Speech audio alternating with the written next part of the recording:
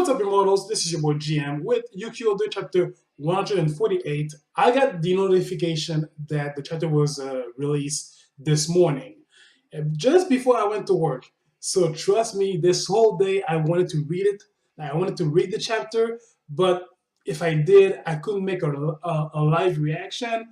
So like it was really tempting, but you know what? I resist temptation, and here I am to do my live reaction and review for this chapter. Okay, so we are in the world without Asuna, and it seems that Yue and Nodoka are about to confess to Negi, just like we saw at the end of the Negima series. No, it wasn't a confession. Sorry, it was the request to make them as official partners.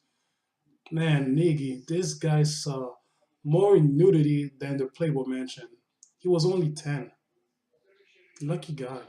Oh yeah, so even though that the path that for Negi was going to be very difficult, as we already know, Nodoka and Yue, they were ready to go to hell and back for him. So of course he accepted their help, and he did the same for many other girls as well.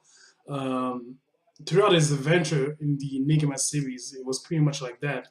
Um, so yeah, and also let us recall ourselves that in this timeline, Negi and Chisame never got married. You know, she was an advisor for him, but nothing more, and a friend, I suppose. The memory of the girl who was no longer with them will grow to take up an even bigger place in his mind and heart. With that said, it's not a big surprise considering that Negi and Asuna uh, since day one in this whole universe, these two have been together for better or worse. So in this timeline when Negi was lacking the presence of Asuna, it had a big impact. And if it wasn't for that, Negi would have truthfully known a better ending, as we've seen in the other timeline. There's something that is very interesting that I'm reading from Kamo-san. He's saying that all of these factors would affect his adolescence and the romantic patterns of the girls surrounding him, making their relationship somewhat more complicated. I'm not even surprised about that because I think that the absence of Asuna in Negi's life probably led him to be uncomfortable. Always missing Asuna, even though a thousand girls around him were madly in love with him. For him, I think that for Negi in this timeline, the only person that he could think about was Asuna. I'm wondering in this timeline, could it be that Negi was actually in love with Asuna? Yes, no, but we'll discover more in this chapter as I read it. I wanted to see that for a long time because I was always wondering, what was the name of the timeline that we are actually reading. Dana is actually explaining it right now. The one with the happy ending is called World A Prime, and the other one is called World A. A Prime, as we all know, was the happy ending with Asuna, and everybody was happy. They managed to defeat the mage of the beginning. Both Negi and Nagi were safe and sound, happy ending and all that. And the other world is the one that we are actually reading, the one without Asuna, and with Negi being possessed by the mage of the beginning, Ialda Bahot, and of course with Fate and Evangeline at odds on how to save Negi. My God, the timeline of A Prime, the happy ending, man, things were very good for all of them. Apparently, after the defeat of Ialda Bahot, magic was made public knowledge in the early year of 2014, 4 years ago in our timeline. And yeah, so magical technology was built from the bottom up and distributed around the world. Despite the natural disasters, there were a lot of technological innovation and economic development. it reduced wars. The gap between the poor and the rich really closed up, and all humanity in the solar system took great leaps forward. Wow. And in the other one, it's pretty shitty. And in the alternate timeline, the one that we are actually reading, sorry, that's not my damn cell phone, always vibrating for no reason. Anyways, in the alternate timeline, the one that we are in, okay, so Ialda was found much too late, and they failed to vanquish her. Notification again. The element of uncertainty led to constant delays in revealing magic to the world. My God! Throughout various political bargains, magic technology was long a privilege enjoyed only by the superpower militaries and the wealthy classes. So basically, revealing magic after the failure of defeating Ialda, it really caused a greater gap between the poor and the rich. And what else? Global cooling brought famine and pestilence, while the subsequent warming raised sea levels. The decrease in available land led to a rise in terrorism and war, and an intensification of anti-foreign sentiment. My God, seriously, on the timeline that we are right now, it was the end of the world. You already know that those who have no power in this era have struggled to survive for decades. Remember a while back, a long time ago, there was an arc. There was an arc in the series where the Yukio had to defend some kids. They were being raised in slums, and there were some private mercenary companies who were in charge of eradicating all those people living in those slums. So this is a perfect example of the consequences of not having Asuna in this timeline. Okay, some other former members of Class 3A are talking there in space. Aruna, there was a girl who loved playing basketball, I remember. Um, there is a revelation that they found Nagi Ialda, Nagi Springfield being possessed by Ialda Bahot. Okay, 2025, the asteroid belt. We see a fleet. I think we already saw that. It was the battle where Negi and the others on the alternate timeline where they defeated uh, Ialda Bahot, and they were able to save Nagi in the process. I still remember how gory it was, how Negi kind of pierced through Nagi's chest and ripped the heart out. That was some bloody shit. Yeah, and here we go again. They are showing it again. Although I don't remember seeing that. There is this battle. I remember the heart piercing part, and it's man. Okay, it was a long time ago, but I don't remember Nagi Yada surviving that blow. It seems that something else happened after that moment. So it seems that the battle still continued a little bit. We know that Negi won, but how? I'm about to read the rest of the chapter as I follow this battle. I have a feeling that this is the battle of the alternate timeline. Not, no, sorry. I have a feeling that this is the battle of the actual timeline, because I don't remember Negi having. I mean, he was having a hard time in the other timeline, but this one it looks like there's despair in it, and also Kunal and Rakan are mentioning that if only we could use the Imperial Princess of Twilight's power, then maybe. And Rakan is like saying, "No use worrying about what we ain't got." And I remember in this battle in the other version, Asuna was there. So, well, anyways, let me just turn the page and we'll see. Okay, so something happened in the battle.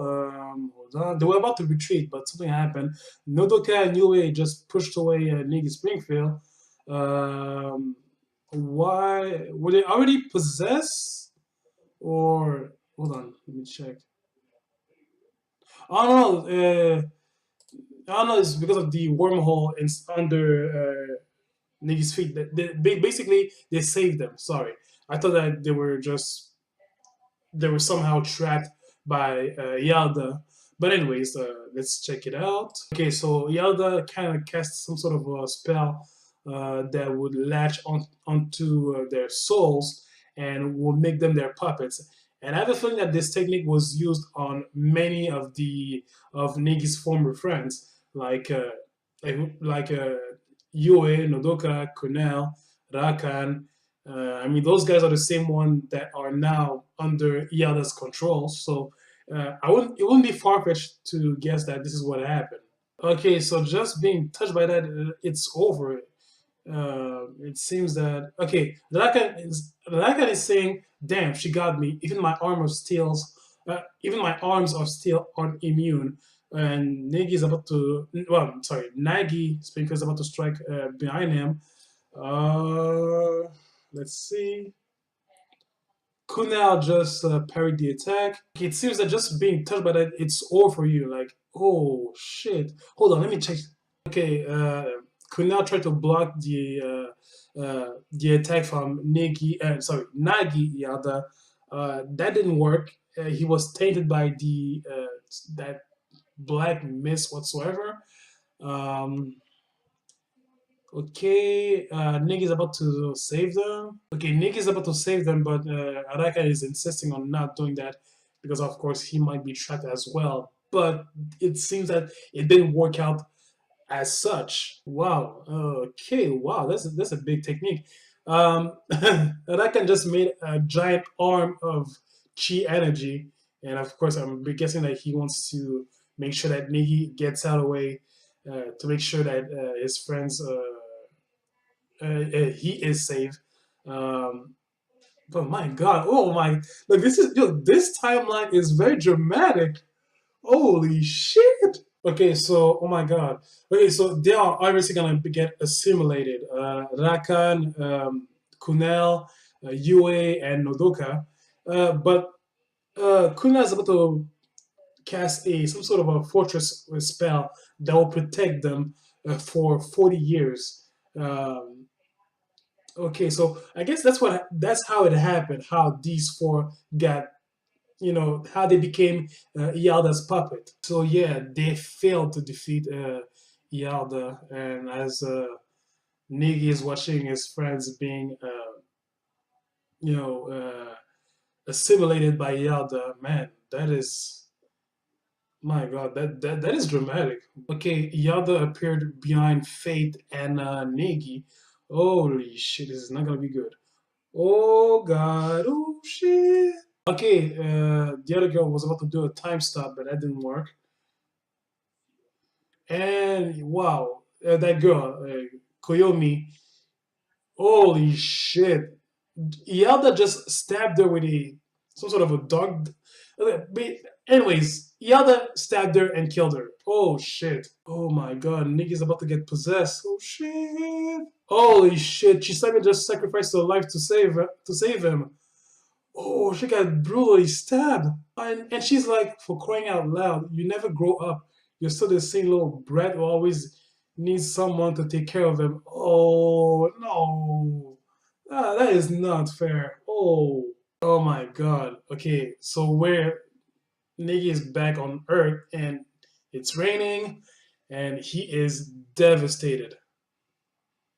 Holy shit. And there's Yukihime, but oh my God. Oh my God. Okay, Negi is crying out loud in Yukime's arm.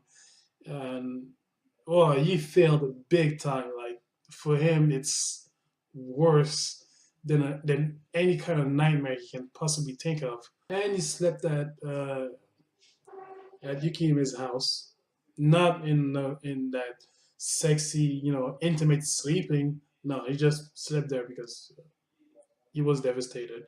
And the chapter ends there. That's it. Oh man. Wow, what can I say about this chapter? Have you seen Avengers Infinity War?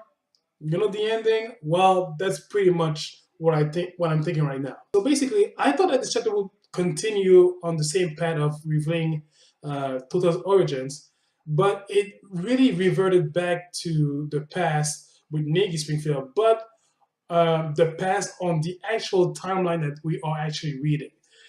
which and I think it is very important to reveal that. Yes, I would have loved to explore more about how Touta grew up and all that, but the thing is, I believe that to get there, we have to go way back in this timeline on how it all started. How did Negi became possessed by Ialda, and how did the project that would give birth to Tota uh, came to be? How it all started. So yeah, this chapter was very dramatic. Unlike the happy ending, this one was dark. Actually, it really dig up in the in total hopelessness. And Negi, it was implied that this timeline will play a complicated situation between Negi and the girls who fell in love with him, but I didn't think that it would be that dark. So, anyways, this chapter was amazing. It was dramatic. It was very emotional as well. Um, but again, I can't wait to explore that moment that gave birth to Tota. Like, how did this project started? And at the same time, I want to see how Tota became possessed by Ialda Bahot, and what happened to Nagi as well, because we know that Ialda jumps from host to host. So once she was done with Nagi, once it was done with Nagi, she jumped into Negi. But what happened to Nagi? Is he completely dead, or is he kept locked up somewhere? Anyways, tell me about this chapter. Really loved it. Very dramatic. It really pierced my heart, quite frankly. And guys, I'll see you guys next month. If you are there just watching my Negi and my Yuki Older chapter reviews. Otherwise, I'm about to do also a review of the sixth Digimon 3 movie, Future, I think. So I'm gonna watch it and I'll do a review about that. And tomorrow I'll do a review of One Piece as usual. So guys, take care of yourselves, and thank you for watching this review. And look, comment. I want to know your point of view about this. See ya.